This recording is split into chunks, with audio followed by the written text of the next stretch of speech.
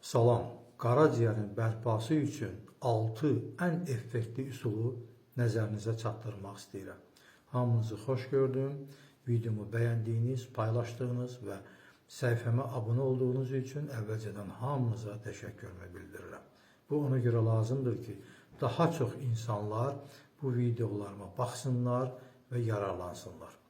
Qaraciyər xəstəliklərinin bir neçə mərhələsi var. Birinci, qaraciyərin iltihabı mərhələsi, ikinci, qaraciyərin piylənməsi mərhələsi və nəhayət qaraciyərin sirroz mərhələsi. Əgər sizin qarnınız piylidirsə, çox böyük ehtimalla qaraciyəriniz də piylidir. Xoş bir xəbər kimi deyim ki, qaraciyəri bərpa etmək mümkündür. Burada vaxt amili və bir də qaraciyərin bərpasına yönəlmiş hərəkətlərin icrası tələb olunur.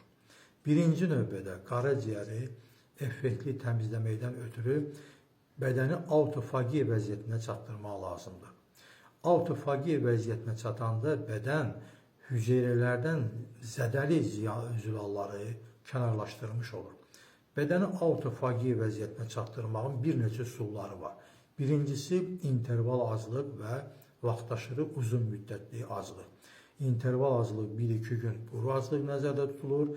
İnterval aclıq bədənin sağlamlığından asılı olaraq 3, 5, 10, 15 və daha böyük günlərə, böyük məsafələrdə ola bilər.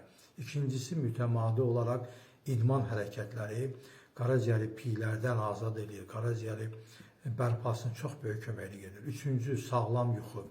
İnsan 8 saat yatmalıdır gün ərzində. Yuxu melatonin hormonunu artırır. Bu yuxu hormonunu aktivləşməsi insanın sağlamlığına, eyni zamanda qaraciyərə müsbət təsir göstərir və stres hormonu olan kortizolun səviyyəsini aşağı salır. Növbəti keto diyetaya keçmək, yəni aşağı karbohidratlı qidalardan istifadə, un və un məhsullarından imtina, şəkərdən imtina, bunlar hamısı qaraciyərə müsbət təsir göstərir. Növbəti isti və soyuq terapiya, bunları növbələşdirmək lazımdır.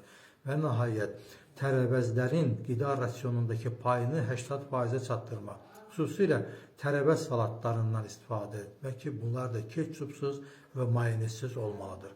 Bunlar qaraciyərin bərpasında ən effektiv üsul olan, birinci üsul olan autofagiyanın daxilində gedən üsullardır. İkinci, aclıq. Aclıq zamanı qaraciyərdə iltihab azalır, fermentlərin miqdarı azalmış olur və daxili antioksidantların şəbəkəsi artmış olur. Növbəsi, süd qığılcımı turşusu deyilən süd qığılcımı toxumunun yağından istifadə. Süd qığılcımı toxumu deyilən bu toxumun yağından istifadə qaraciyərin təmizlənməsində, bərpasında çox böyük effekt verir. Və nəhayət, kükürt tərkibli tərəvəzlərdən istifadə. Brokkolidən, kələmin bütün növlərindən, brüssel kələmindən və yaşıl çaylardan bol geniş istifadə qaraciyərə çox böyük xeyir verir.